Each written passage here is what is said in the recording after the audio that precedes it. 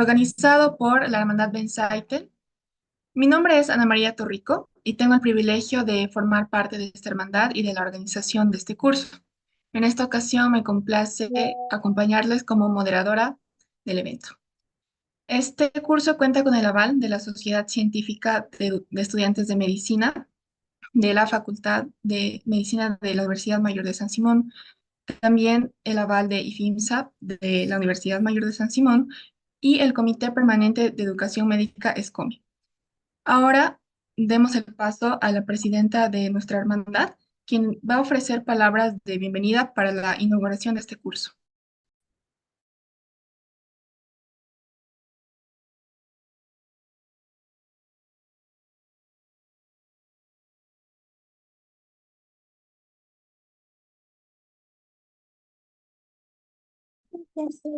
Yo no.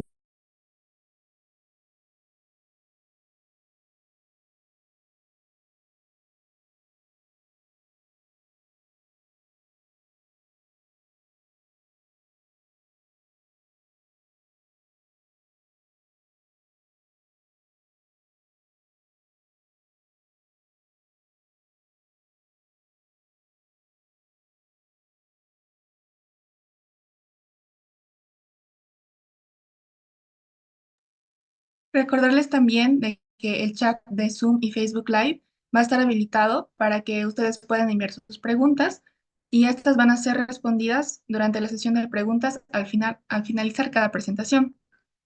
A continuación, tengo el gusto de presentar a nuestra ponente del día de hoy, quien nos hablará sobre los primeros temas de embriología para el primer parcial.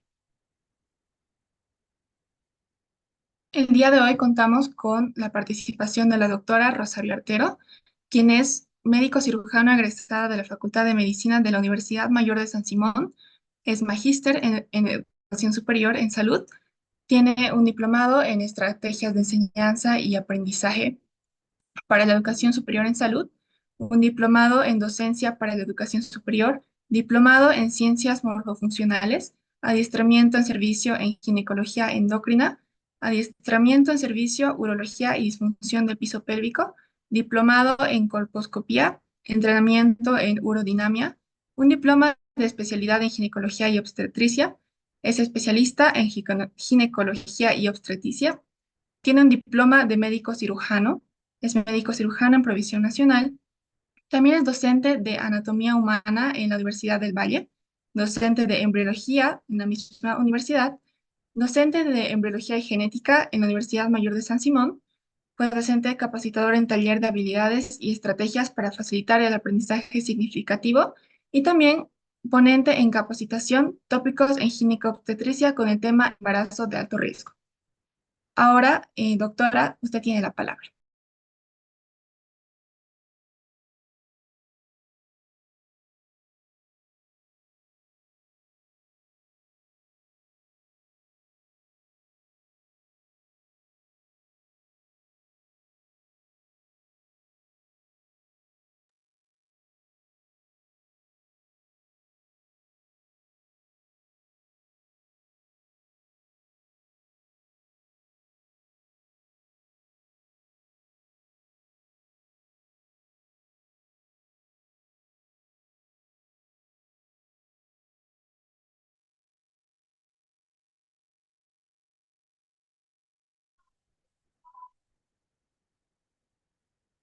¿Qué harías si un vendedor te engañara con unos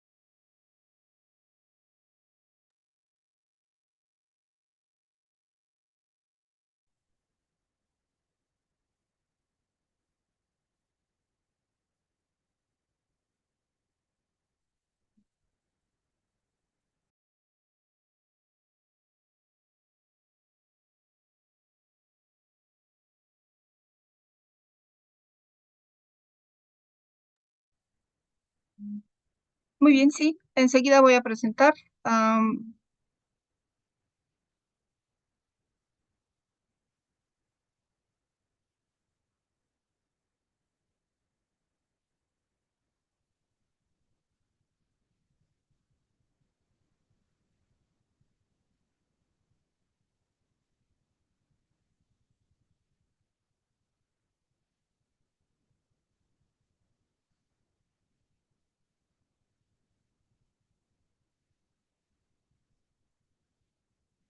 sí se ve mi presentación. Perdón, buenas noches a todos. Sí, doctora. Sí, doctor. Muy bien, buenas noches. Van a disculpar que no encienda la cámara, pero solamente así voy a poder tener mi internet, no es muy estable. Eh, bueno, vamos a comenzar con la primera semana de desarrollo, que es el primer tema de esta exposición. Estoy, para empezar, primeramente agradecida por la invitación. Es un honor para mí estar presente en este microcurso de ciencias morfológicas para el primer año y agradezco a la hermandad que me haya invitado para esta ponencia. Muchas gracias. Em,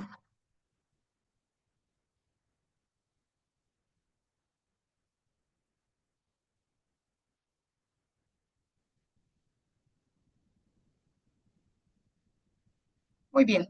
Entonces vamos a comenzar con el ciclo ovárico y vamos a comenzar diciendo que en el hipotálamo entonces se va a liberar la hormona liberadora de hormonas gonadotropinas y va a actuar sobre la adenohipófisis.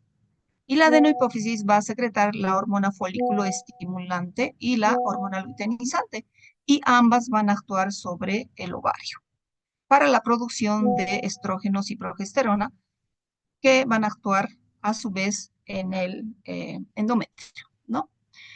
La hormona folículo estimulante se va a encargar de la maduración de los folículos y el pico de luteinizante va a ayudar para que se mm, venga la ovulación. Y luego el cuerpo lúteo, la hormona luteinizante va a actuar sobre el cuerpo lúteo y se va a producir la progesterona. Aquí vemos cómo se están madurando los folículos hasta el folículo maduro de Graf. Aquí ya vemos la ovulación y aquí el cuerpo lúteo. Y como no ha habido la fecundación, entonces este cuerpo lúteo se ha vuelto atrésico. Entonces los estrógenos van a actuar sobre el endometrio. Ese es el endometrio que está en la pared del útero. Y primeramente va a haber una fase proliferativa y luego va a haber una fase progestacional o secretora. Esto es todo esto va a ocurrir cada ciclo menstrual. Y esto es como que se abona la tierra esperando que se anide el blastocisto, que va a ser el nuevo ser, ¿no? Primeramente, la folículo estimulante, la hormona, va a rescatar de 15 a 20 folículos primordiales y va a estimular la maduración de las células foliculares de la granulosa. Y solo uno de estos 15 que se han ido a la madurez, solo uno va a alcanzar la madurez total y el resto se van a convertir en folículos atrésicos. Ahora, ¿qué va a suceder? Aquí en este ambiente de nuestro ovario tenemos a la célula de la granulosa y a la célula de la teca interna. Entonces, cada una de estas células tiene su receptor. En la célula de la granulosa está el receptor para la folículo estimulante y en la célula de la teca interna está el receptor para la hormona luteinizante. Una vez que estas hormonas actúan, entonces em, la, eh, se van a secretar las células de la teca interna, van a sintetizar androstenediona y testosterona. Estas van a migrar hacia la célula de la granulosa y por la enzima aromatasa se van a convertir en la testosterona y en el 17 beta estradiol, que son las hormonas que nos van a ayudar después en todo lo que es especialmente este estrógeno. El estradiol es un estrógeno, ¿no? La testosterona, se preguntarán si también es un andrógeno, pero también se secreta en el ovario. Primeramente se secretan los andrógenos y después recién los estrógenos por medio de estas hormonas. ¿Qué va a ocurrir como consecuencia de la síntesis de los estrógenos? Nuestro endometrio va a entrar en la fase folicular o proliferativa. El moco cervical se va a ir adelgazando para permitir el paso de los espermatozoides y el lóbulo anterior de la hipófisis se va a estimular para la producción de la hormona luteinizante. Entonces es así que este moco cervical se hace elástico para poder permitir el paso de los espermatozoides. Y esto va a suceder en el periodo más fértil.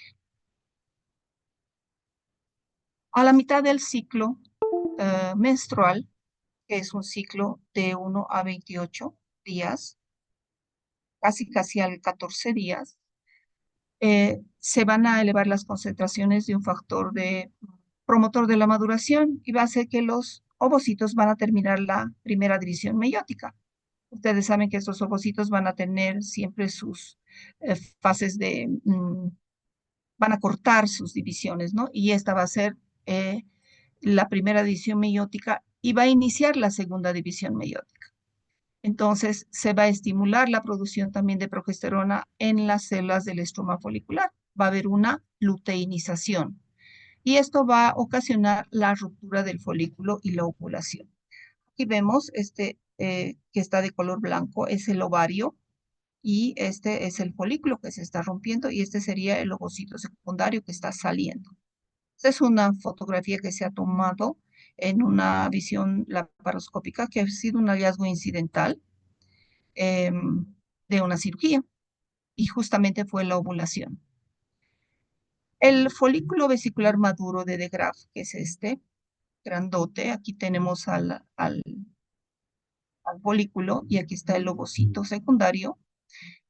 Aquí afuera estamos con la teca interna, que es la parte que ya correspondería lo que rodea al folículo del ovario. Tiene 25 milímetros de diámetro. Entonces, el ovocito se queda detenido 3 horas antes de la ovulación en la metafase de la segunda división meiótica. Y no va a completar esta segunda división meiótica si no es que es fecundado por el espermatozoide. Si no ingresa el espermatozoide al ovocito, esta división no va a proseguir, ¿no? Entonces, después de que se produce la ovulación, todo lo que queda del folículo y la pared aquí en la pared del ovario, entonces va a luteinizarse y va a producir la progesterona y un poco de estrógeno. ¿Qué es lo que sucede? En la superficie del ovario aparece un estigma. Se va a incrementar la actividad de una enzima de la colagenasa y van a aumentar las prostaglandinas que van a realizar las contracciones en la pared del ovario. Y esta es la tuba uterina y estas son las fimbrias que van a empezar a barrer esta superficie para llevarse todo este líquido folicular y el ovocito. Y es así como el barrido de estas fimbrias va a hacer que este ovocito vaya a la tuba uterina y para que en la ampolla, ¿no es cierto?, que es la porción más grande, más ancha que de la tuba, se realice la fecundación. Entonces, este sería el proceso de la ovulación, ¿no? Y aquí está quedándose la pared del folículo y solo se está expulsando el ovocito. Y todo lo que queda, entonces, de esta pared del folículo, va a formar el cuerpo lúteo, que es lo que va a secretar la progesterona por iniciativa de la luteinizante. La hormona luteinizante va a actuar sobre este cuerpo lúteo y va a hacer que se secrete la progesterona. Entonces aquí se ve, este es el momento exacto de la ovulación que se ha presenciado accidentalmente durante una cirugía y este proceso tomó más o menos unos 15 minutos y esta es la pared del folículo y este es el ovocito secundario que está saliendo ¿no es cierto? Se está expulsando de su folículo para ser atraído por las fimbrias de la tuboterina. Este es el instrumento del laparoscopio que se ha colocado para que se pueda observar mejor el folículo. Todo esto es el ovario, el folículo, y este sería el huevo, o sea, el ovocito secundario. Luego lo que queda en el ovario va a ser este cuerpo lúteo, que es este cuerpo lúteo que se ve así se ve amarillo, y estas células de este folículo roto más la teca interna van a secretar este pigmento amarillo y van a secretar el estrógeno y la progesterona. Y esto va a hacer que la mucosa uterina entre a la fase progestacional o secretora, preparándose para la implantación. Entonces, todo esto sería la corteza del ovario. Y aquí están los diferentes folículos y aquí se ve el cuerpo albicans, que es lo que queda después de que no ha habido un embarazo y el cuerpo lúteo entonces ha degenerado y se ve como una cicatriz blanquita así en la superficie del ovario. Entonces tenemos varios de estos cuerpitos y cicatrices en nuestro ovario cada vez que nosotros tenemos un ciclo menstrual y pues no hay un embarazo, ¿no? Entonces, como estas fimbrias han barrido prácticamente la superficie del ovario y las contracciones de la tuba están llevando a este ovocito, eh, ya sabemos que este ovocito está circundado por la corona radiada, ¿no es cierto? Va a llegar a la cavidad uterina más o menos en unos 3 a 4 días para que se produzca la implantación. Si la fecundación no ocurre, entonces hemos dicho que esta pared el cuerpo lúteo va a involucionar, se va a volver blanco, entonces va a haber una luteólisis, la síntesis de progesterona va a disminuir y entonces va a sobrevenir la hemorragia menstrual. Y sobreviene de nuevo el próximo ciclo menstrual. ¿Qué ocurre si el ovocito va a ser fecundado? ¿No es cierto? Hay una hormona que es la gonatrofina coriónica humana, que va a evitar la degeneración de este cuerpo lúteo y este es secretado por el sincitio trofoblasto, que es una parte del trofoblasto que va a ser en un futuro la placenta. Entonces, las células lúteas van a seguir secretando progesterona hasta el final más o menos del cuarto mes de embarazo, época en la que la placenta por sí misma ya va a poder secretar su propia progesterona para que prosiga el embarazo. Si es que acaso nosotros extirparíamos el cuerpo lúteo del embarazo antes del cuarto mes, se podría desencadenar un aborto, ¿no? Entonces, para que se mantenga este cuerpo lúteo, es necesario que este blastocisto que está implantado aquí, este es el útero, la tubuterina y el ovario, este sería nuestro blastocisto que se está implantando en la pared del útero, en el endometrio, ¿no es cierto? Entonces, el sincitio trofoblasto secreta esta hormona gonatrofina coriónica que hace que este cuerpo lúteo secrete sus hormonas, que serían la progesterona y los estrógenos, y esto es necesario para el desarrollo y el mantenimiento del embarazo. Si no hay esta hormona, este cuerpo lúteo va a degenerar y va a sobrevenir el aborto. Estos serían los gametos masculino y femenino. Este es el ovocito. Esto que vemos por afuera, la corona radiada. Luego viene la zona pelúcida. Está el citoplasma y el núcleo. Y este sería el espermatozoide, que tiene una cabeza, una pieza intermedia en donde están sus mitocondrias y una cola o flagelo. El espermatozoide es la única célula del cuerpo humano que tiene un flagelo. ¿Por qué? Porque tiene que llegar hasta la ampolla desde el fondo de saco de la vagina donde se va a depositar durante la relación sexual hasta la ampolla para ir a unirse a este ovocito secundario. Para eso necesita su flagelo. Entonces, la fecundación es un proceso por el cual los gametos masculino y femenino se van a fusionar. Aquí tenemos al útero, a las tubas, a nuestro ovario y a la vagina. Entonces, este es el canal por donde ingresa el pene y se deposita aquí el semen junto con los espermatozoides. Y estos espermatozoides tienen que migrar hasta la ampolla para fecundar al ovocito. Por su parte, aquí en el ovario vemos todo el ciclo ovárico, desde los folículos primordiales y cómo están creciendo, y solo uno llega a la madurez en cada ciclo menstrual. Este ovocito, aquí están las fimbrias por las trompas, pa, y luego es fecundado cuando llegan los espermatozoides y solo uno va a ingresar al ovocito para fecundarlo. Y este va a migrar para venir a implantarse luego en el cuerpo del útero, en la pared anterior o posterior. ¿Cómo es que llegan estos espermatozoides hasta la ampolla? Por las contracciones del músculo del útero y de la tuboterina. Este viaje puede durar de 30 horas hasta 6 días. ¿Cuántos espermatozoides se van a depositar? Como 200 a 300 millones, y solo 300 a 500 van a llegar al sitio de la fecundación, que es la ampolla de la tuboterina.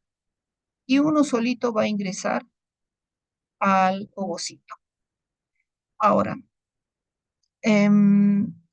estos espermatozoides solo así no pueden fecundar al ovocito, necesitan una, una capacitación, necesitan adecuarse, necesitan en el aparato genital femenino, necesitan hacer su tarea antes de ir a fecundar al ovocito. Entonces, se quedan en el istmo y luego son atraídos por una termotaxis hacia la ámpula. Y por quimiotaxis también son atraídos. Es como que el ovocito le dice, vengan, ya estoy listo, vengan aquí, ya estoy listo. Entonces los espermatozoides van porque tienen además la fructosa, ¿no es cierto?, que les da energía. Y entonces van corriendo porque el ovocito ya les llama. Es más o menos así como se produce. La capacitación es un proceso de acondicionamiento en este aparato reproductor femenino y dura más o menos 7 horas y tiene lugar en esta tuba uterina y depende de las interacciones epiteliales entre el espermatozoide y la superficie de la mucosa de la tuba. Se van a retirar en este sentido capas de gluteínas y proteínas del plasma seminal de la membrana plasmática del espermatozoide, y solo el espermatozoide capacitado va a ingresar a la corona radiada, que sería la primera barrera que tiene el ovocito para que ingrese el espermatozoide. Y va a suceder la reacción acrosómica. Entonces, esta es la reacción acrosómica y sucede tras que este espermatozoide se ha unido aquí y luego se liberan estas enzimas que son la acrosina y la tripsina. Este sería el ovocito que tenía su zona radiada, correcto, y después su zona pelúcida. Entonces, la cabeza del acrosoma es esta. Entonces, tiene una membrana acrosómica externa y por aquí libera sus enzimas. Y estas enzimas sirven para producir esta reacción acrosómica, para poder ingresar estas barreras que tiene el ovocito. Hay una serie de cambios moleculares, un sinfín de cambios moleculares durante la capacitación, y esto sucede porque los gametos son reconocidos y se produce esta reacción acrosómica, ¿no? Hay una capacitación, se reconocen los gametos, tanto el espermatozoide como el ovocito, y recién se va a poder producir la reacción acrosómica con liberación de sus enzimas. Entonces, la fecundación tiene 3 fases. Primero, penetra la corona radiada, luego se penetra la zona pelúcida y luego hay una fusión de las membranas celulares del espermatozoide con el ovocito. Es así como se produce la fecundación.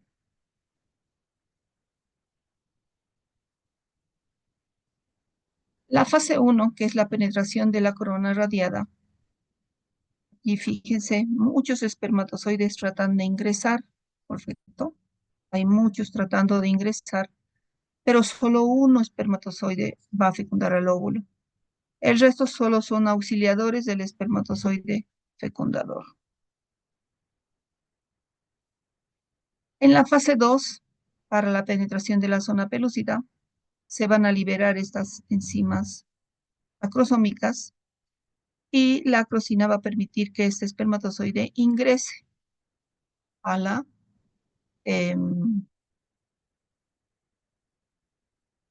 unión espermática, y la reacción acrosómica están mediadas por la acción combinada de proteínas de zona. Entonces, esta reacción cortical, va a haber una reacción cortical, fíjense aquí hay receptores que capturan a estos espermatozoides.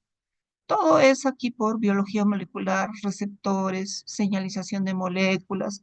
Entonces, no permite, una vez que uno ingresa, no permite que más espermatozoides ingresen. O sea, se evita la poliespermia.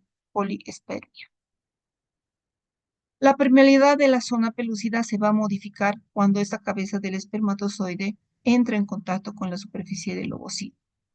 Cambia el citoplasma, hay liberación de calcio, se alteran las propiedades de la zona pelúcida y entonces ya no pueden ingresar más espermatozoides, solo uno. Luego va a haber una adhesión inicial del espermatozoide al ovocito y es mediada por integrinas y desintegrinas igualmente. Se van a fusionar las membranas y ahora, como ya la membrana anterior se ha desprendido para que las enzimas se liberen, esta fusión solo se va a realizar con la membrana de la parte posterior del espermatozoide. Todo ingresa. Luego la cola se va a desprender y va a degenerar. Cola y todo el espermatozoide ingresa y se van a unir las membranas plasmáticas. ¿Qué va a suceder cuando el espermatozoide entra al ovocito? El óvulo tiene una reacción cortical y de zona. Va a reiniciarse la segunda división meiótica, que se acuerdan que se había pospuesto durante la ovulación, y va a haber una activación metabólica del óvulo.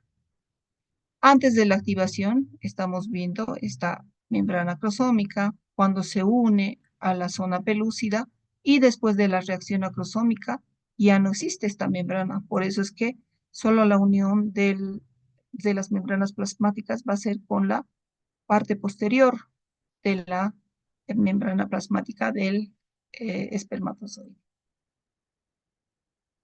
Ahora, hay una liberación de calcio en el óvulo que va a iniciar el desarrollo del cigoto. Entonces, este calcio inicia esta activación para que haya la segmentación.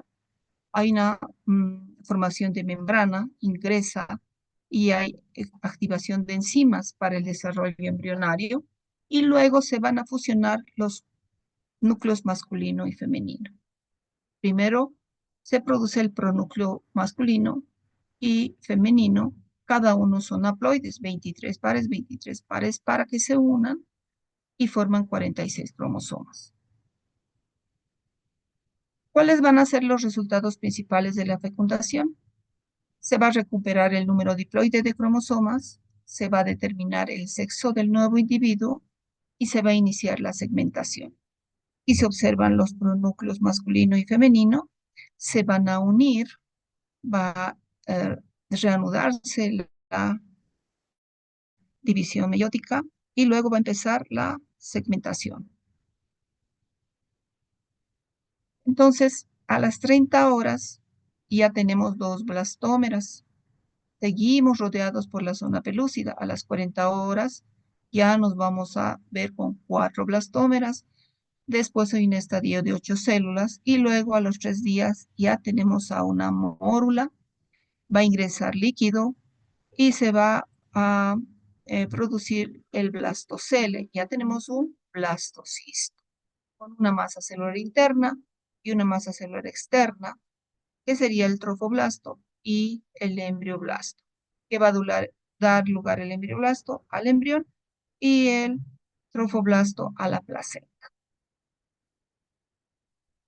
Puntos importantes a saber. La segmentación va a ocurrir cuando el cigoto recorre la trompa en dirección al útero. Durante la segmentación, el cigoto va a permanecer dentro de la zona pelúcida. La división del cigoto en blastómeras comienza a las 30 horas después de la fecundación y se van a originar blastómeras cada vez más pequeñas y más pequeñas. Después va a haber una compactación. Estas células se van a unir y esto es mediado por unas glucoproteínas de adhesión. Va a haber mayor interacción y esto es imprescindible para que haya la masa celular interna, que sería el embrioblasto del blastocisto. Luego se forma esta mórula de entre 2 y 10 células que están rodeadas por esta capa celular externa. A los 4 días después de la fecundación va a aparecer líquido en el interior de la cavidad blastocística y este líquido pasa de la cavidad uterina a través de la zona pelúcida para crear este espacio. Y tenemos, así se puede ver, entonces el embrioblasto, la cavidad blastocística y lo que va a ser la placenta, que es el trofoblasto. Esta es una microfotografía en donde se ve cómo se va segmentando y se van formando las diferentes blastómeras y vamos a ver que cada vez son más pequeñas y más pequeñas y luego se produce la compactación para que se produzca el embrioblasto y el trofoblasto. Y este sería ya un blastocisto con su trofoblasto, que es la pared celular externa, el embrioblasto y la cavidad del blastocisto, que es el blastocele, el líquido que tiene dentro. Luego este blastocisto va a comenzar a penetrar la mucosa uterina al 6º día del desarrollo. Va a haber una L-selectina en las células trofoblásticas y sus receptores de carbohidratos en el endometrio. Es un va y viene, es como un baile. Entonces, este sinsitio trofoblasto, este sería el trofoblasto, y estas células del trofoblasto empiezan ya a invadir a este endometrio, porque sabemos que esto es 50% paterno, 50% materno. Entonces, realmente es un cuerpo extraño que está invadiendo el útero de la madre.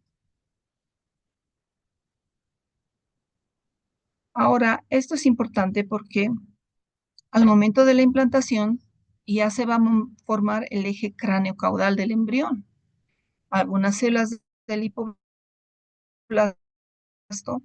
van a ir hacia la región craneal a formar el endodermo visceral y LEPT1. Y esta es por eso que la estría primitiva no se va a formar en la parte craneal, sino en la parte caudal. Este endodermo visceral anterior entonces es importante porque va a establecer el eje cráneo-caudal del embrión. Y se establece este eje al momento de la implantación en los días 5.5 a 6 días. La pared del útero está constituida por el endometrio, la capa más interna, el miometrio, el músculo, y el perimetrio, la capa más externa. Esta sería la cavidad uterina, el cuello, el cuerpo del útero, el istmo, las tubas uterinas y la vagina, ¿cierto? El endometrio, la capita más interna, el miometrio y el perimetrio. Estas 3 capas del endometrio, el endometrio, la capa más interna, tiene 3 capas. Tiene una capa compacta superficial, una capa esponjosa intermedia y una capa más profunda que es la capa basal, que es de la cual se va a regenerar todo el endometrio. Una vez que se viene la menstruación, solamente se van a expulsar la capa compacta y la capa esponjosa. La capa basal siempre se queda porque es de donde se va a regenerar el nuevo endometrio para cada ciclo menstrual. Dentro de las fases del ciclo menstrual tenemos el día 1, que es el inicio del sangrado menstrual, al día 28, como promedio, digamos, ¿no? y el día promedio del día mediano, el día de la ovulación. Entonces tenemos 3, 4, 5 días de menstruación, luego viene toda esta es la fase proliferativa, que depende de la folículo estimulante, la fase secretora de la luteinizante, y si no hay fecundación, viene la fase isquémica y sobreviene de nuevo la menstruación. Todos estos eventos los vamos a resumir. Este es nuestro ovario, y aquí están los folículos en diferentes etapas de desarrollo, junto con su ovocito. Se desprende este ovocito con su corona radiada, su zona pelúcida, y es fecundado en la ampolla. Este ovocito tiene solamente una vida de 12 a 24 horas para ser fecundado. Al cabo de este tiempo va a degenerar. En cambio, el espermatozoide se ha visto que puede durar hasta 72 horas en las criptas glandulares del cuello del útero y vivir más tiempo, ¿no? Después va migrando. Y a medida que migra, hemos dicho, ¿se acuerdan? En los puntos importantes, que se va segmentando, se va segmentando, va formando más blastómeras y va a ir a implantarse luego al sexto día en la superficie del endometrio. Entonces, esta sería esta fase progestacional que hace que este endometrio se abone, es como un terreno.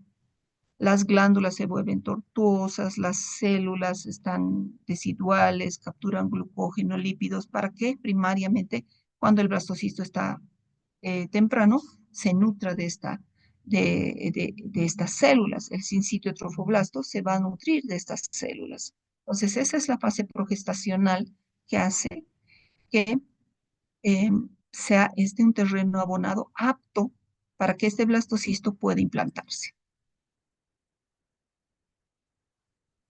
Entonces, se produce la fecundación, se inicia la segmentación, se producen las blastómeras, al tercer día se forma la mórula, al cuarto día el blastocisto se desprende de su capucha, que es la zona pelúcida, y comienza a implantarse. Si no se desprende de la zona pelúcida, no va a poder implantarse, ¿correcto? Pero hasta que ese día sigue rodeado de la zona pelúcida. Y luego comienza la implantación. Esta es una imagen que tienen en su libro de del ciclo de la maduración del folículo y de lo que ocurre en el endometrio. Entonces, al mismo tiempo que ocurre la maduración del folículo, estamos en la etapa, en la fase proliferativa. Y después de la ovulación, cuando ya se forma el cuerpo lúteo y ya está secretando la progesterona, entonces estamos en la fase progestacional. Y si hay fecundación, entonces estamos aquí con el embrión implantado. Y ya estamos, entonces vamos a llamarle a este cuerpo lúteo del embarazo, que va a perdurar, hemos dicho, hasta el cuarto mes, momento después de que la placenta por sí misma va a producir su propia progesterona para poder eh, sostener el embarazo. Y mientras tanto, ¿quién va a mantener este cuerpo lúteo? Es la hormona gonadotropina coriónica humana, que es secretada por el sincitio trofoblasto. Si no va a haber fecundación, entonces el cuerpo lúteo va a degenerar y entonces va a sobrevenir la menstruación. Todo esto ocurre cada mes. Nuestro endometrio se prepara para albergar al blastocisto. Esto es lo que ocurre cada mes y cada mes se prepara para hacer el endometrio el receptor del blastocisto para el embarazo. Bueno, habríamos acabado la primera presentación. Vamos a continuar ahora con la segunda. Permítame un momentito. Mm, ¿Estamos bien, no? ¿Estamos bien?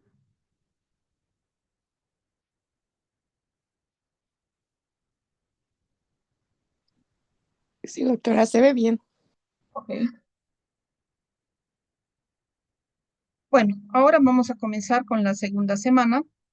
Bueno, me ha tocado una maratón, creo, pero bueno, no importa. ¿Cuáles son las estructuras que se van a formar ahora durante la segunda semana de desarrollo? Bueno, aquí tenemos ya, es la cavidad amniótica, el saco vitelino. Aquí estaría nuestro embrioblasto, correcto. Y este sería nuestro trofoblasto, lo que hemos visto de nuestro blastocisto, pero ya está un poco crecido, digamos, ¿no? Con sus vellosidades coriales, su pedículo de fijación que está comunicando al embrión con la placenta. Entonces, se va a formar el amnios, la vesícula umbilical o el saco vitelino, este tallo de conexión, el saco coriónico y nuestro disco embrionario. Esas estructuras van a formarse durante la segunda semana de desarrollo. En el día 8 que tenemos, este es el endometrio. Son las glándulas, los sinusoides maternos, que son los capilares que ya se han engordado. Este es nuestro blastocisto, y ya está creciendo, ya se está transformando. Este sería el citotrofoblasto, que son células cúbicas con sus núcleos y sus paredes celulares impuestas. Y este sería el sincitio trofoblasto, que si ven no tiene eh, límites celulares. Entonces, estas células del citotrofoblasto empiezan a crecer y empiezan a ir a formar al sincitio trofoblasto. Este es el famoso sincitio trofoblasto que secretaba esta hormona gonadotrofina coriónica, que era tan importante para mantener el cuerpo lúteo. Y así que prosiga el embarazo. Luego, aquí también está el embrioblasto, que es un disco, ya se está dividiendo en este epiblasto, que son estas células cilíndricas altas, estas de azul, y este hipoblasto, que son células cúbicas, estas amarillas, en estas dos capas. Y aquí se está vislumbrando ya la cavidad amniótica. Este epiblasto está produciendo estas celulitas que se llaman amnioblastos, que están produciendo este líquido, que será la cavidad que va a producir el líquido amniótico. Entonces, este blastocisto ya está parcialmente incluido en el estroma endometrial. Y nuestras glándulas ya están grandes, tortuosas, y los sinusoides maternos también ya se están viniendo a acercar hacia el sincitio trofoblasto. Este es un corte de un blastocisto, donde se ve el aspecto multinucleado del sincitio trofoblasto. Ya está con lagunas, se están formando las lagunas, y aquí está el citotrofoblasto. Y aquí se ve el epiblasto, el hipoblasto. Este sería el epitelio uterino, ¿no? Por aquí estaba nuestro blastocisto, si se acuerdan. El blastocisto comenzó a adherirse, pero ahorita vamos a hablar de eso. Y luego vino y se introdujo cada vez más en su terreno. Es como una semillita que se fue hundiendo en la tierra. ¿Cuál va a ser la función del sincitio trofoblasto? Producir esta hormona gonadotrofina coriónica humana, que va a mantener la actividad del cuerpo lúteo durante el embarazo, y también es lo que utilizamos nosotros para realizar la prueba de embarazo, en realidad la fracción beta. ¿Por qué la fracción beta? Porque ya hemos visto que la folículo estimulante y la luteinizante también son gonadotropinas, y la cadena alfa la comparte. Entonces, para diferenciarla, utilizamos la fracción beta y es más fidedigna. Entonces, pedimos fracción beta de HCG, y mejor si es en sangre. Entonces, esta va a estar ya positiva a partir de los 7 a 10 días de la fecundación. Es decir, que yo puedo saber ya que estoy embarazada antes de que tenga mi primera falla menstrual. Entonces, este sincitio trofoblasto además va a erosionar los sinusoides maternos. Ahora, ¿por qué se dice que el endometrio es un receptor? Em, Hay microvellosidades en las células endometriales, hay moléculas de adhesión celular, hay citocinas, hay prostaglandinas, un montón de moléculas que este endometrio tiene. Y el blastocisto es un invasor. Entonces, debe haber una sincronización en este blastocisto, que es el invasor, y el endometrio, que es un receptor, para que se produzca la implantación. La implantación del blastocisto, que comenzaba al sexto día, va a terminar al final de la segunda semana. ¿Qué pasa? Primero, la zona pelucida se desprende este blastocisto de su capa. Viene, en la posición con el endometrio, luego hay una adhesión y luego empieza a invadir. Este ya sería el sincitio trofoblasto, que lanza sus pseudópodos y empieza a invadir al endometrio.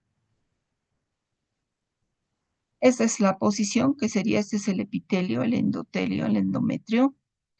Y aquí están las moléculas de adhesión, se adhesionan, se reconocen, y luego el sincitio trofoblasto ya está invadiendo aquí al endometrio. Entonces, primero, fíjense, estaba por fuera, y ya en el día 8 ya lo hemos visto más adentro, ¿correcto? Parcialmente ingresado prácticamente en el terreno del endometrio. Al día 9 está más implantado en el endometrio. En este sincistio han aparecido vacuolas que se van a fusionar y se forman lagunas, de ahí que se llama este día 9 la etapa lacunar.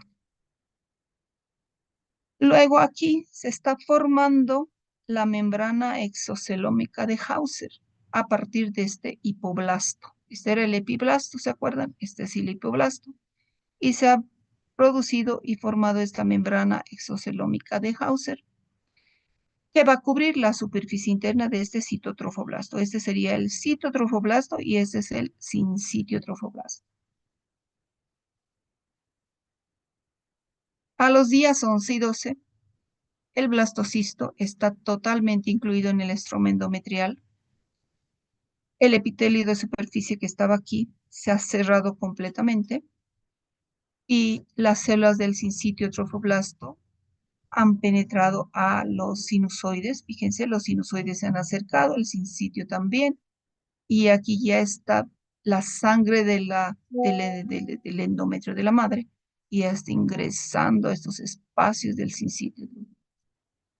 Entonces ya se establece esta circulación uteroplacentaria. Además, se está formando esta otra estructura, que es el mesodermo extraembrionario, a partir de este hipoblasto. Entonces, se forman estas pequeñas vacuolas primero, que van a luego coalescer, y luego estas van a formar la cavidad coriónica, la cavidad extraembrionaria o cavidad coriónica. Esto sucede en los días 11, 12. Ese es un blastocisto humano de 12 días, en donde se ve el epiblasto, el hipoblasto, el mesodermo extraembrionario que está aquí, ¿no? Vamos a hablar ahora mesodermo extraembrionario, porque es extraembrión, parte de fuera, y vamos a hablar luego del mesodermo intraembrionario, porque está dentro de la cavidad corporal, de lo que va a producir las capas germinativas que vamos a ver ahorita en la tercera semana, y todos los órganos y tejidos del cuerpo humano. Porque esto de aquí solamente es el embrión. Acuérdense que hemos dicho que el embrioblasto iba a originar el embrión y que todo lo que era el citotrofoblasto y el sincitiotrofoblasto, que era el trofoblasto, va a generar lo que es la placenta, ¿no ve? Ahora, este mesodermo extraembrionario, todo este de aquí, este que es el mesodermo extraembrionario, que cubre al citotrofoblasto, este es el mesodermo parietal somático, este de aquí.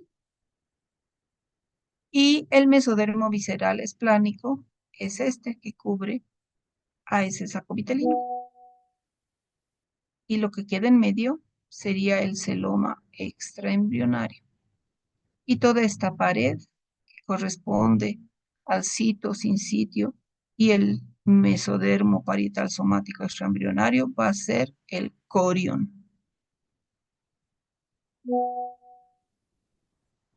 Este es el tallo de conexión o pedículo de fijación que va a comunicar al embrión con el trofoblasto o la placenta.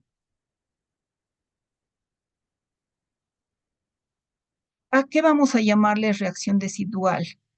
Las células del endometrio van a tornarse poliédricas y se van a cargar de glucógeno y de lípidos. Y este tejido se va a volver edematoso. El sincitio trofoblasto va a engullirse, va a comerse, va a tragar estas células. Y es así como este blastocito al principio se va a nutrir. Entonces, esa es la primera parte de la nutrición embrionaria. Luego, en el día 13, el defecto superficial que estaba aquí, ¿se acuerdan? Ya ha cicatrizado por completo. Y se puede presentar una hemorragia en el sitio de la implantación, que es cercano al 28 días y por eso se confunde como si fuera una menstruación. Y entonces nos hace confundir con la fecha de última menstruación. Y en realidad ya está el blastocisto implantado. O sea, ha dicho, yo me implanto perfectamente bien aquí y nadie me saca de aquí. Y nosotros creemos que es nuestra menstruación. Entonces, este trofoblasta se caracteriza por estas estructuras vellosas.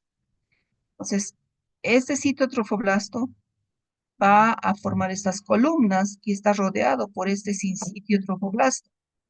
Entonces, estas serían las vellosidades primarias. A su vez, este hipoblasto va a formar el, mm, el saco vitelino secundario o saco vitelino definitivo. ¿Se acuerdan que era primero uno grandote? Ahora está pequeñito. Y lo que queda de ese primer saco del primitivo son solo estos quistes exocelómicos. Entonces, este celoma extraembrionario se va a expandir y va a formar esta cavidad coriónica. Y esta cavidad coriónica es importante. Aquí vemos a los sinusoides maternos y las lagunas trofoblásticas, el pedículo de fijación y toda esta circulación úteroplacentaria que ya se ha establecido. El saco vitelino secundario, la cavidad coriónica y las hojas del mesodermo extraembrionario, la somatopleura que está cubriendo la cara interna del citotrofoblasto y la esplacnopleura que cubre el saco vitelino de la amniótica por dentro. ¿Qué es la placa precordal? Este es nuestro epiblasto y el hipoblasto, ¿se acuerdan? Teníamos el epiblasto y el hipoblasto. En la parte craneal, más craneal, este hipoblasto se engruesa y esta va a ser la futura región craneal del embrión, el futuro lugar donde se va a formar la boca. Entonces, esta placa precordal es una guía de la organización de la cabeza.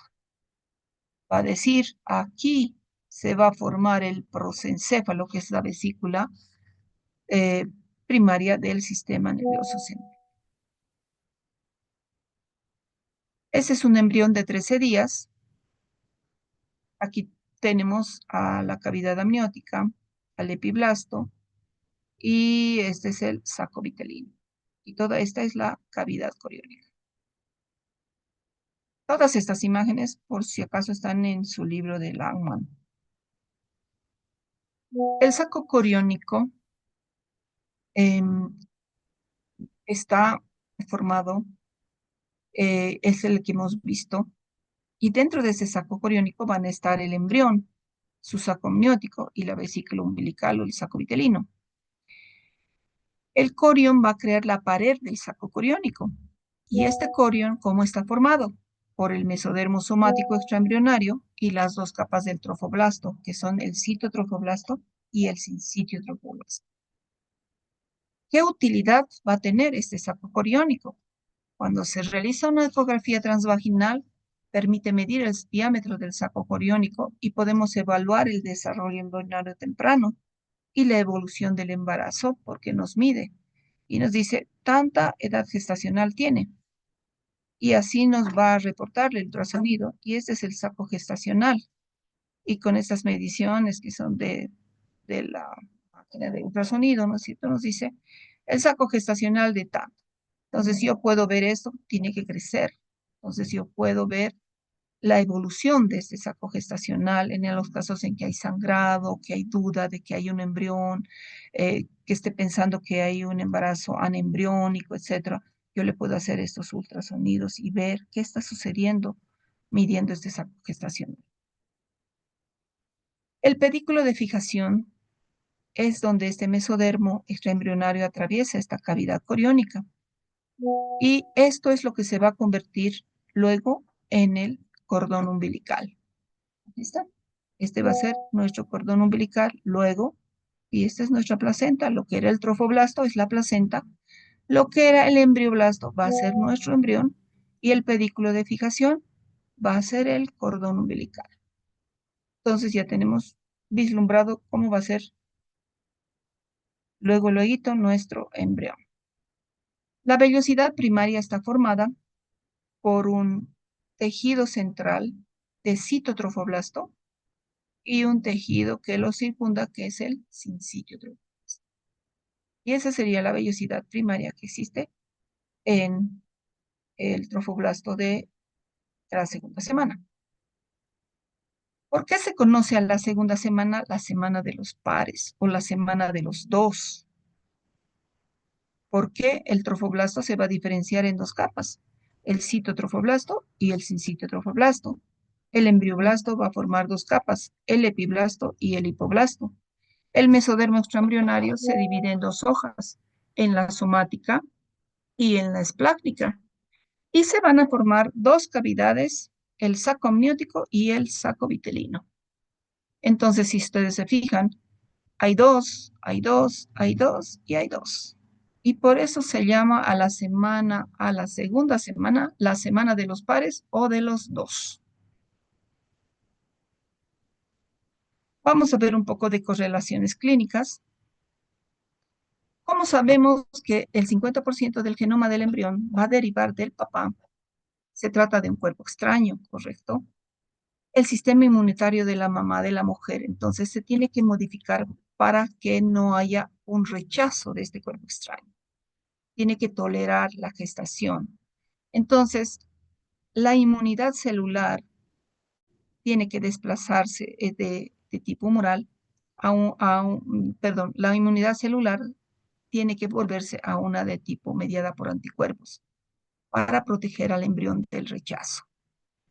Estas alteraciones de este sistema inmunitario hacen que la embarazada esté sensible a las infecciones, por eso tiene que cuidarse de no tener gripes, de no ir a lugares públicos donde se puede contagiar, ¿correcto? Se puede transmitir estos virus, especialmente en esta época de la influenza. Eh, Tiene riesgo de tener más infecciones porque su inmunidad se ha disminuido. Entonces, por ejemplo, hay enfermedades como la esclerosis múltiple y la artritis reumatoide, que son afecciones que están mediadas por células, van a mostrar una mejoría durante el embarazo.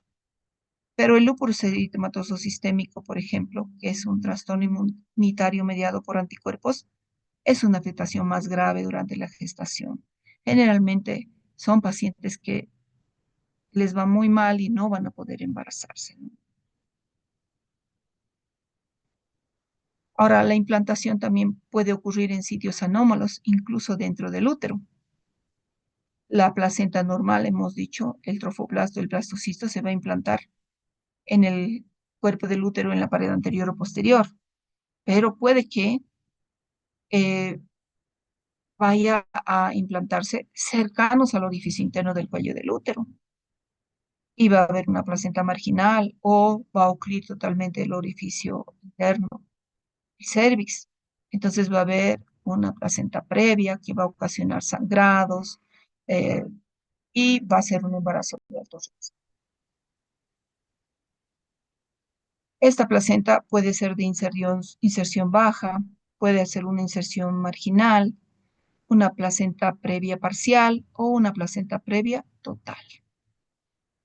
El momento que haya contracciones y que este orificio se tiene que abrir, entonces esto se va a desprender y va a empezar a sangrar, ¿no es cierto? Y esto también puede ocurrir no solamente en el momento del parto, sino en el segundo trimestre, por eso son hemorragias de la segunda mitad del embarazo. Otra alteración que puede ocurrir es que esta implantación va a ocurrir fuera del útero y va a ser un embarazo extrauterino o embarazo ectópico, como se llama. Puede ser en el ovario, en la tuba uterina, más del 90% se va a dar en la uterina, ¿no es cierto? Y en la ámpula, que es la parte más anchita, que es donde se produce la fecundación, o en el fondo del saco de Douglas, o en el mesenterio, o en la pared del intestino, es decir, se puede implantar en donde sea, puede haber un embarazo ectópico abdominal también, o puede haber en el ovario. El único embarazo que va a perdurar, podría llegar a término, sería el embarazo abdominal. Si es que esta paciente no tuviera control prenatal, iba a llegar justo en etapa para tener el bebé, ¿no? Y sí puede ocurrir, sí, cuando yo hacía la residencia nos ha ocurrido, y no, el cuello no dilataba y no dilataba, no tenía control prenatal. A alguien se le ocurre y dice, vamos a tomar un ultrasonido, y el feto no estaba dentro del, como queríamos que progresara, pues el parto, pues no estaba el feto dentro del útero, estaba en el abdomen. Entonces, sí ocurre. Y tenía su frecuencia cardíaca fetal, tenía todo. ¿Qué pasa en estos casos? La placenta se tiene que dejar en su lugar porque no sabemos hasta dónde está invadiendo, dónde se ha insertado. Va a ser una sangradera total. Entonces, esto se tiene que dejar la placenta, se extrae al feto, al recién nacido, en este caso, y se le da tratamiento medicamentoso para que esta placenta se reabsorba, ¿no? Ahora, estos embarazos ectópicos en la ámpula, por ejemplo, como es un espacio tan pequeño, no va a perdurar más de las 8 semanas, esto se va a romper y es catastrófico porque es una hemorragia, la paciente se puede morir. Pero si la paciente tiene un control, tiene su retraso menstrual, hace su hormona, su fracción beta, sabemos que está embarazada, sabemos que el embarazo no está en el útero, entonces hasta tratamiento médico se le puede dar para reabsorber y no es necesario la cirugía, ¿no? Pero si es necesario ya la cirugía, tenemos que cortar aquí y extraer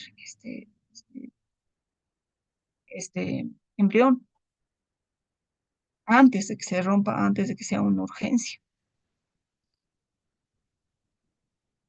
Este es un embarazo ectópico, fíjense cómo en la tuba uterina entonces se ha tenido que extraer, que aquí ya estaba desgarrada la trompa, ¿no? Rota. Y aquí en este caso el embrión se ha desarrollado en el fondo del saco de Douglas.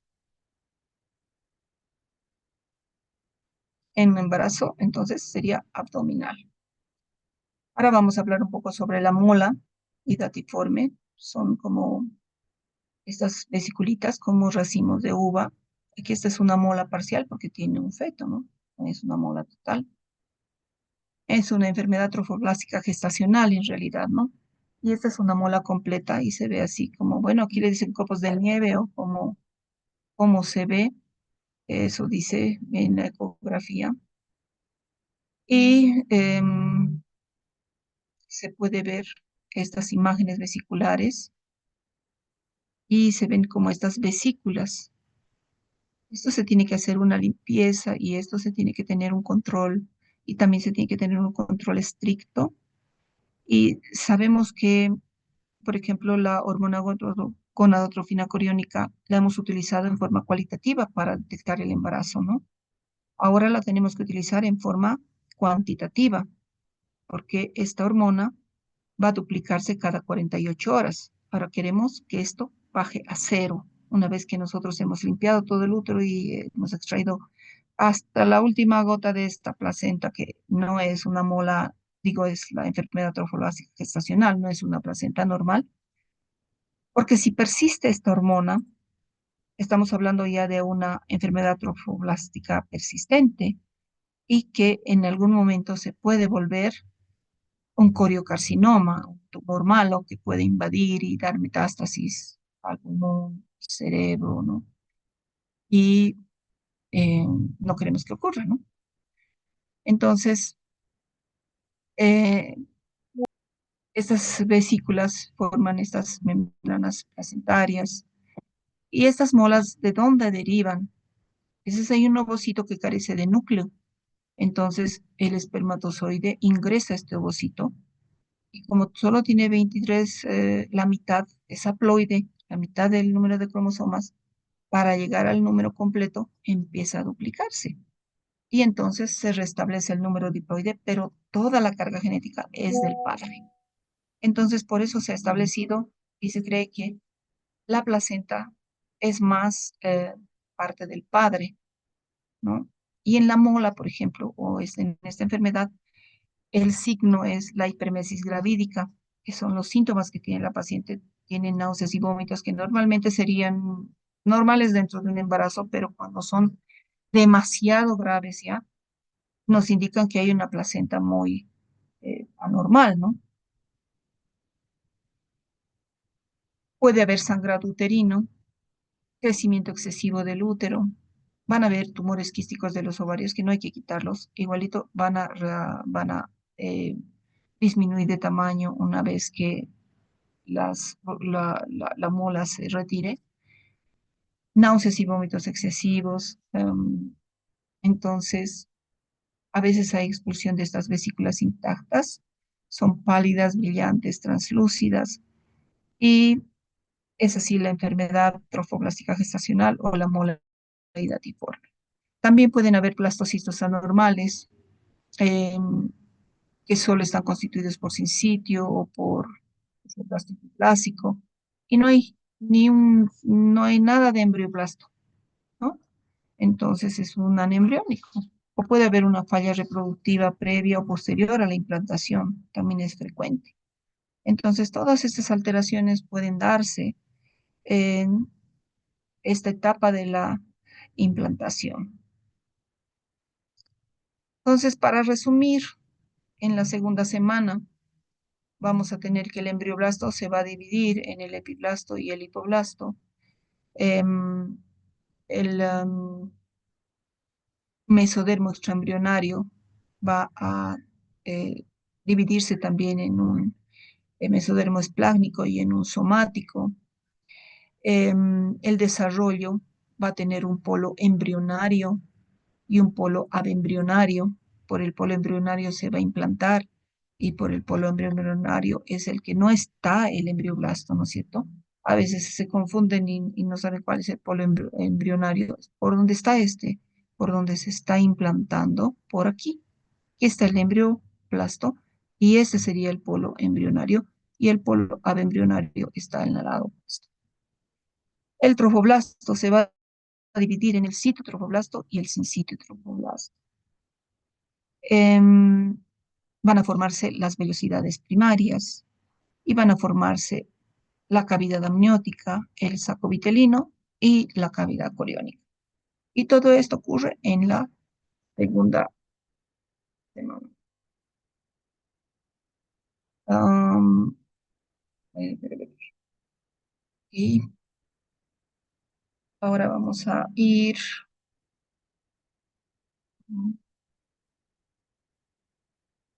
a la tercera semana. Perdón, les pregunto, ¿estamos bien? ¿O me salí o algo? No, no ve. Hola. Todo bien, doctora. Ok. Entonces vamos a ir para la tercera semana. Bueno, estamos un poco corriendo, creo, no sé, pero falta todavía. Muy bien, esta es la tercera semana. La tercera semana vamos a tener a la gastrulación, a la neurulación, a la formación de somitas, a la formación del aparato cardiovascular primitivo, y vamos a ver la formación de velocidades secundarias y terciarias, porque nos habíamos quedado en las velocidades primarias.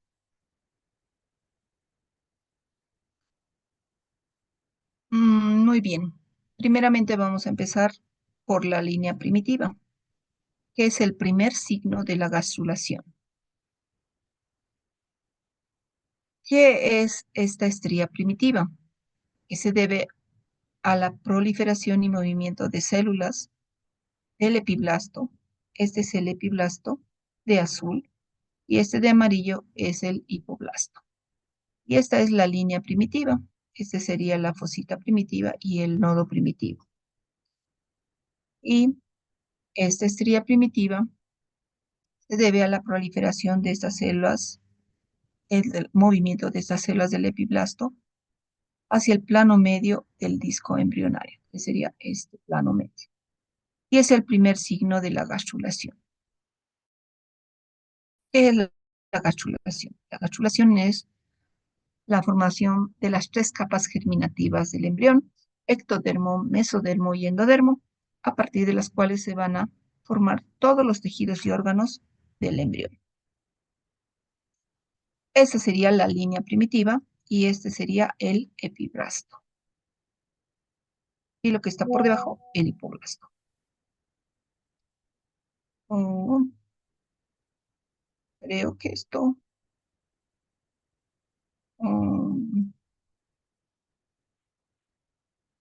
bueno, este es nuestro disco embrionario que normalmente era primero redondito, ¿no? Y ahora se ha vuelto oval, pero se ha ensanchado en la parte craneal y está más angostito en la parte caudal.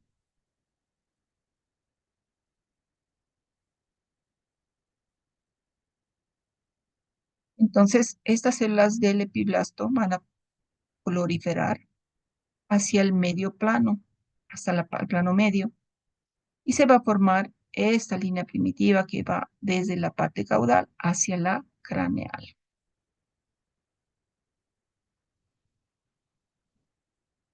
Va a haber una elevación que es el nodo primitivo, que también se llama nódulo de Hensen,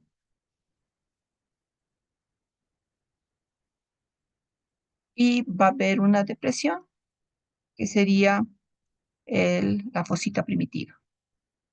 Este disco que es redondito, ¿no es cierto? Primero, entonces se va a volver va a ser oval, y esta parte craneal se va a volver más ovaladita, más ensanchadita, y la parte caudal es más estrecha. Entonces, estas células del epiblasto van a empezar a migrar por esta línea primitiva hacia abajo. Y se van a invaginar. Y lo primero que van a hacer le van a decir al hipoblasto, aléjate, es mi turno de estar aquí. Y van a formar el endodermo. Y las otras células que están viniendo aquí van a formar el mesodermo. Y las células que se han quedado por arriba van a formar el ectodermo. Y eso sería lo que es la gastrulación. La formación de estas tres capas germinativas a partir de las células del epiblasto que se imaginan por esta línea primitiva y esta fosita primitiva. Entonces, cuando aparece esta estría primitiva, se pueden reconocer el eje cráneo-caudal del embrión, sus extremos craneal y caudal. Su superficie, que esta sería la dorsal y esta debajo la ventral. Y sus lados derecho e izquierdo. Esta estría primitiva va a ser al final de la cuarta semana. Esta línea primitiva Forma el nodo primitivo, la fosita primitiva, y por ahí van a empezar a invaginarse estas células del epiblasto para formar estas tres capas germinativas que hemos visto hace un momento.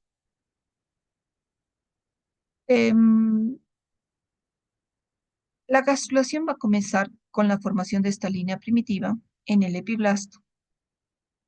Esta migración es controlada por el factor de crecimiento de fibroblastos 8, que va a controlar la pérdida de ecaderina, que es una proteína de unión. Va a controlar la producción del factor de transcripción Brad-Chiuri para determinar el mesodermo. Estas células que vienen del epiblasto están adheridas unas a otras y tienen que despegarse para poder invaginarse, ir a convertirse en estas células primero del endodermo, luego del mesodermo. Entonces, este factor de crecimiento de fibroblastos 8, que se produce en este nodo, que es el nodo organizador, controla esta pérdida de esta ecaderina, que es esta proteína de unión de estas células del epiblasto. Ahora, también está la formación de la notocorda. Entonces, por esta misma fosita van a viajar estas células prenotocordales hacia la membrana orofaringia. Primero, en este corte se ve el endodermo, el mesodermo y el ectodermo. Primero se van a intercalar con estas células del endodermo, luego van a formar un cordón sólido y se van a establecer aquí como la notocorda. Al mismo tiempo, se va a establecer una comunicación transitoria entre la cavidad amniótica y la cavidad del saco vitelino, que se llama el conducto neuroentérico. Este se va a obliterar cuando finalmente se desarrolla y termina de desarrollar esta notocorda. Oh,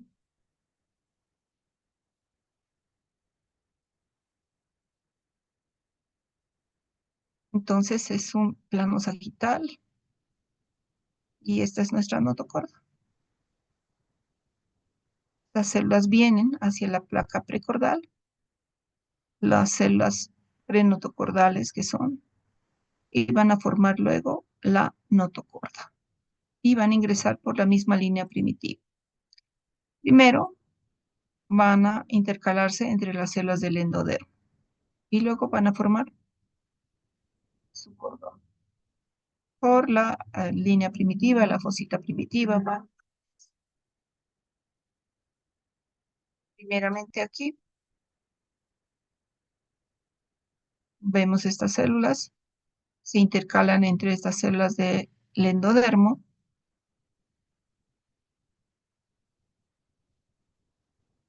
y luego van a formar un cordón sólido que es la notocorda. Y luego lo vamos a nosotros conocer en anatomía como el núcleo pulposo de los discos intervertebrales.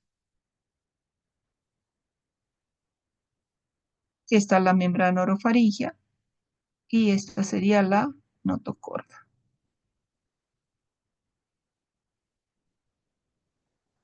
Aquí también está la membrana cloacal. Estas dos membranas solamente están formadas por ectodermo y endodermo, sin mesodermo en el medio. Aquí tenemos igual otra imagen de la notocorda, lo mismo, y al final queda como un cordón sólido. ¿Cuál es la importancia de esta notocorda? Va a definir el eje longitudinal del embrión, va a persistir como el núcleo pulposo del disco intervertebral, se va a extender desde la membrana orofaringia hasta el nodo primitivo y va a ser un centro señalizador para la inducción del esqueleto axial y va a inducir también la formación de la placa neural.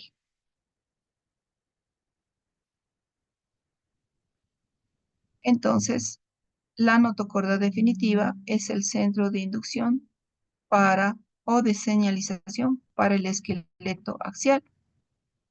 Y este sería el núcleo pulposo del disco intervertebral que forman las articulaciones intervertebrales en la columna vertebral de los cuerpos vertebrales. ¿Qué va a ser la lámina cordal. Esta es esta lámina que ya habíamos hablado la anterior semana, en la semana 2. Es un área circular y se fusionan ectodermo y endodermo. Va a dar lugar al endodermo de la membrana orofaringia. Esto es importante porque es el centro de señales CHH y PAC6 para controlar el desarrollo de estructuras craneales como el prosencéfalo y los ojos. Y tenemos también células epiblásticas, la línea primitiva, el nodo primitivo, la fosita primitiva. Aquí está la notocorda, la placa precordal. Aquí ya se está formando la placa cardiógena de donde se va a formar nuestro corazón. Y, y este es el endodermo.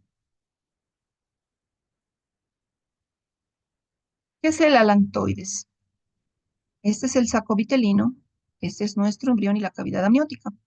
Aquí el corazoncito ya se está viniendo a introducir hasta nuestro tórax, porque este bandido de las vesículas encefálicas están creciendo más rápido y están empujando a todo este corazón para introducirse hacia la cavidad torácica.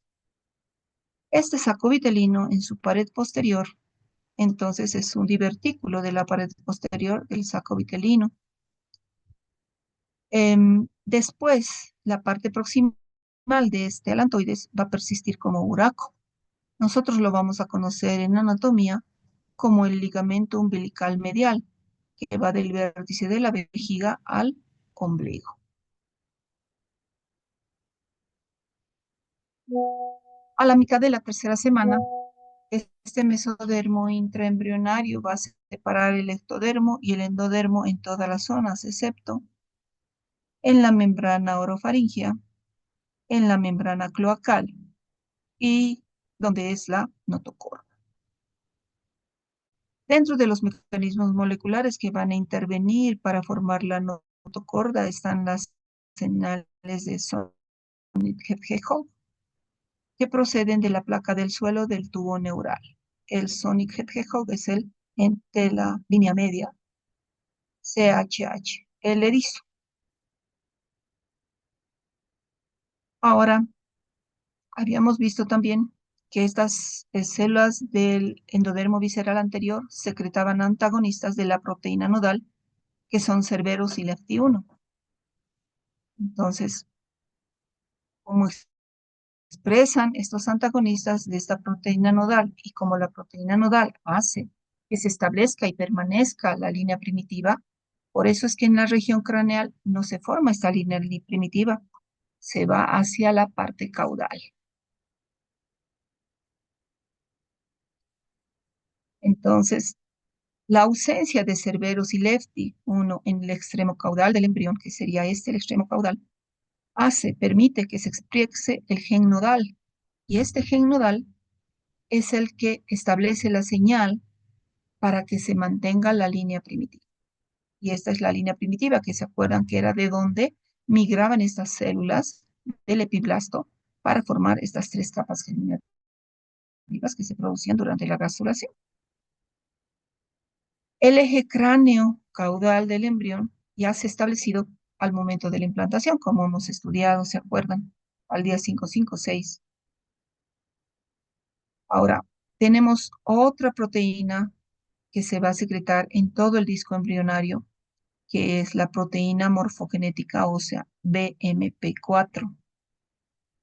En presencia de esta proteína morfogenética ósea BMP4 y el factor de crecimiento de fibroblastos, el mesodermo se ventraliza para formar este mesodermo intermedio y el mesodermo de la placa lateral. Si no fuera que hay unos que son inhibidores de esta BMP4, todo nuestro cuerpo sería intermedio y placa lateral. Entonces, hay unos factores que son de la cordina, de la folistatina, que antagonizan a esta BMP4. Entonces, el mesodermo craneal se va a dorsalizar para formar la notocorda los somitas, esta es la notocorda, perdón, este es el tubo neural, esta es la notocorda, sería la cavidad amniótica. Entonces se dorsaliza para formar la notocorda y los somitos que provienen del mesodermo paraxial. Aquí tenemos un pequeño mapita para que nos ayude. Eh, entonces sabemos que el disco embrionario secreta esta BMP4. Este BMP4 es, es un miembro de la familia del factor de crecimiento transformante beta. Este va a ventralizar el mesodermo para formar el mesodermo intermedio y el mesodermo de la placa lateral. El nodo, ¿no es cierto? Que hemos visto el nodo en el video, expresa a la cordina, a la nochina y a la folistatina. Y estos tres antagonizan a esta BMP4. Entonces, hace que se dorsalice el mesodermo para formar a la notocorda y al mesodermo paraxial en la cabeza. ¿Qué pasa en la parte caudal? El gen TBXT va a antagonizar a BMP4 y va a dorsalizar el mesodermo y va a formar el mesodermo de las regiones central y caudal. Este gen TBXT se expresa en la notocorda y el nodo. Este también existe y cuando no existe, entonces el mesodermo causal es insuficiente y por eso tenemos esta alteración que es la disgenesia caudal. Estas son vistas dorsales, el disco germinal, en la determinación del eje corporal izquierda-derecha, de la lateralidad. Aquí vemos que este gen nodal y el neurotransmisor 5-HT, que es la serotonina, están en el lado izquierdo. Y PTX2 es el gen maestro de la lateralidad izquierda. Asimismo, también vemos que en el nodo está secretándose el factor de crecimiento de fibroblasto 8 y SIC3. Estos van a hacer que esta serotonina se exprese todo esto en el lado izquierdo y no en el lado derecho. En la notocorda también se va a secretar, se va a expresar este Sonnenberger, el CHH, que es específico de las estructuras de la línea media. Entonces, el nodo expresa el factor de crecimiento de fibroblasto 8 que induce al nodal, que es también un miembro de la familia del factor de crecimiento transformante beta, que se expresa en el lado izquierdo. Aquí hay una serotonina que se activa y hace que el gen nodal esté solamente en este lado izquierdo. La enzima MAO que está aquí va a degradar a la serotonina en el lado derecho para que haya en bajas concentraciones y no ocurra todo esto en el lado derecho. El nodal entonces activa a LEFT2 y este activa a PTX2, que es el gen maestro de la lateralidad izquierda, y hace que, por ejemplo, ya a esta etapa, la punta del corazón esté al lado izquierdo, nuestro estómago está en el lado izquierdo, y así todos los órganos que tienen que estar en el lado izquierdo estén en el lado izquierdo. Para la determinación del lado derecho, Snail es el que se va a expresar en el lado derecho. Los genes que van a determinar la línea media, que son Sonnenberger, LEFT1 y SIC3, previenen la expresión de este nodal en el lado derecho. Así que todos coadyuvan para que este nodal solamente se exprese en el lado izquierdo, para que así este gen de la lateralidad izquierda venga y forme sus órganos en el lado izquierdo. Ahora también van a haber mapas de las regiones del epiblasto que migran, que se imaginan por la línea primitiva y los destinos finales. Por ejemplo, para formar la notocorda, en la parte craneal van a migrar estas células epiblásticas para formar el mesodermo paraxial más a un lado del nodo, para formar el mesodermo intermedio por la parte media para formar el mesodermo de la placa lateral, por un poco más lateral y mucho, mucho más lateral para formar el mesodermo extraembrionario. Es así como todas estas vías están determinadas por genes, por factores de transcripción, por señales de transducción. Todo es pura biología molecular. Tenemos a la sirenomelia, que es la disgenesia caudal, que habíamos hablado, que es la ausencia del gen TBXT, en donde vamos a ver el mesodermo de la parte caudal es insuficiente para la formación de estas estructuras y se ven hipoplasia y fusión de las extremidades inferiores, anomalías vertebrales, agenesia renal, ano imperforado y anomalías de los órganos genitales.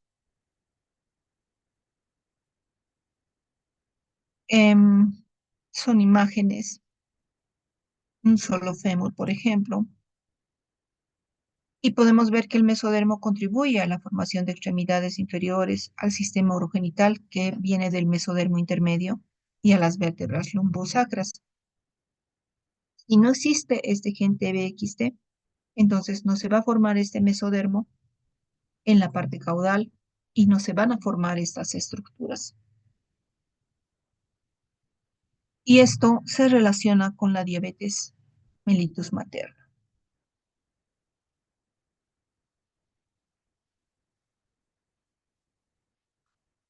Pueden haber también gemelos unidos y se ha visto que la expresión elevada del gen gusecoid que está en el nodo puede traer malformaciones en la región cefálica, ¿no? Traer dos gemelos unidos. Otra alteración podemos ver en la holoprosencefalia. Hay un prosencéfalo pequeño. Los dos ventrículos laterales se van a funcionar en un solo ventrículo. Este es un probóscide. Hay sinoftalmia, hipotelorismo, y esto se debe a mutaciones del gen CHH. Y esto se debe a dosis altas de alcohol que van a provocar esta alteración en este gen CHH. Este Sonnit-Hedgehog es el gen que determina todas las estructuras de la línea media. Aquí faltarían el labio y paladar hendido. Y basta. Una farra que se emborrache en un día en que esté habiendo esta transducción de señales de estas vías que estamos hablando, de tantos genes que están involucrados en este proceso embriológico, basta eso para que se produzca una alteración. Entonces, y yo siempre digo, si estamos jugando a ser adultos, si estamos teniendo relaciones sexuales sin cuidarnos para no embarazarnos, porque esto es de dos, ¿no es cierto? No solo es la mujer, sino también el varón. Entonces, tenemos que ser responsables con lo que hacemos. Otra alteración es el teratoma sacrococcigio, cuando persisten remanentes de la línea primitiva en la región sacrococcigio. Se van a observar tejidos de las tres capas germinativas. También pueden derivar de las células germinales primordiales. Puede haber transformación maligna y se observa más comúnmente en fetos femeninos. Y aquí se ven los teratomas sacrococcigios. Van a haber defectos congénitos relacionados con la lateralidad. El situs solitus es cuando todos los órganos están normal, en donde sabemos que tienen que estar, el corazón más hacia la izquierda, el hígado más a la derecha, el estómago a la izquierda, ¿no es cierto? El situs inversus totalis es cuando todos los órganos están todos al revés. Y la heterotaxia es cuando uno o varios órganos o dos órganos están en diferente posición. Y puede haber una bilateralidad derecha y esto depende del vaso, por ejemplo. No hay vaso aquí. O una bilateralidad izquierda cuando hay una biesplenia, hay dos vasos, o la poliesplenia, asplenia. Aquí se ve el situs solitus, el situs inversus totalis, todo está en espejo, pero al otro lado, y el situs ambiguus o heterotaxia, ¿no? Cuando uno más órganos están en el lado que no tiene que estar. Ahora está de moda la depresión y los tratamientos antidepresivos con estos recaptadores de la serotonina. Entonces, la fluoxetina, paroxetina, sertralina. Entonces, se ha visto que hay mayor riesgo de que presenten malformaciones cardíacas y defectos congénitos múltiples las personas que toman esto durante el embarazo, ¿no? El neurotransmisor, que es la 5-HT, que es la serotonina, es una molécula de señalización importante para el establecimiento de la lateralidad, como hemos visto hace un momento. La alteración en esta serotonina va a dar origen a casos de sitios inversos, heterotaxia, dextrocardia y gran variedad de defectos cardíacos. Entonces, si yo voy a tomar medicamentos, también debo cuidarme para no embarazarme. Que ya sé que esto puede ocurrir, puedo tener un accidente. Y cuando me dé cuenta que esté embarazada, todo esto ya ha ocurrido. Estamos viendo que ya todo esto está ocurriendo, o sea, son segunda, tercera semana. Ya estamos viendo que están ocurriendo todos estos ejes cráneo-caudal, dorso-ventral, anteroposterior eh, y de la lateralidad, ¿no? Entonces, siempre que hay una mujer en edad fértil, es una bomba en potencia. Siempre hay que, con los medicamentos, valorar riesgo-beneficio. Y siempre preguntar de ultracción, ¿estás utilizando método anticonceptivo? El síndrome de Cartagener, este es una alteración de los cilios. Ya me olvidaba decirles que para esto de la lateralidad, se está pensando que hay unos cilios en el nodo y estos cilios son los que llevarían a esta neurotransmisor, serotonina y a todos estos genes y al gen nodal hacia el lado izquierdo para que se produzca esta parte de la lateralidad izquierda. Ahora, con este síndrome de Cartagener, con esta alteración de los cilios que existe, ¿no? Entonces se ha visto que hay un situs, hay una heterotaxia, ¿no es cierto? Entonces hay una dextrocardia, cámara gástrica derecha, aquí se ve, fíjense, está en la derecha. Entonces en la tomografía también se ve la dextrocardia y el estómago en el otro lado, ¿no? Cámara gástrica. Entonces, es un trastorno hereditario autosómico recesivo. Trata de una discinesia ciliar primaria. Hay una triada: sinusitis crónica, bronquiectasia y situs inversus. Los criterios diagnósticos serían los antecedentes de infección bronquial crónica y rinitis desde la infancia, situs inversus o dextrocardia. Entonces, hay que hacer un manejo multidisciplinario con todo esto. En todo esto, las células ciliadas están alteradas. Otra cosa que tenemos que ver es el desarrollo del trofoblasto, el sincitio trofoblasto y el citotrofoblasto en la vellosidad primaria, la vellosidad secundaria, se introduce el mesodermo dentro y en la vellosidad terciaria, en el mesodermo ya se están formando los vasos sanguíneos. Hay una invasión por el mesodermo de la placa coriónica y hay vellosidades primarias. Aquí podemos ver la laguna, esto ya lo hemos visto a los 13 días.